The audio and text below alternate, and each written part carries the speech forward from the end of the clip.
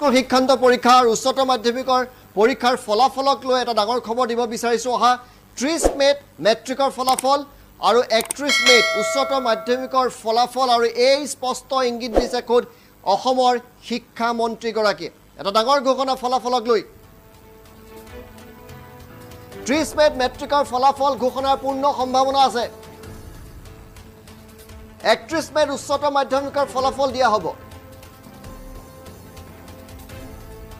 শিক্ষামন্ত্ৰী ৰনোজ পেগুৱে এই স্পষ্ট ইংগিত এই মুহূৰ্তত দিছে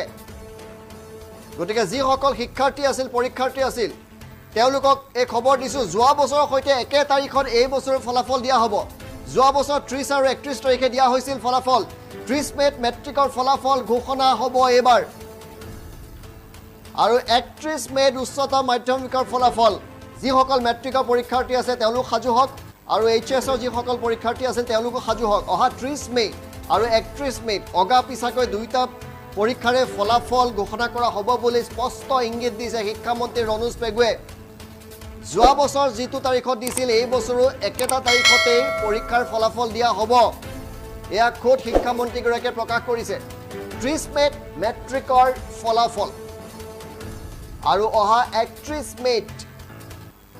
উচ্চতৰ মাধ্যমিকৰ ফলাফল দিয়া হ'ব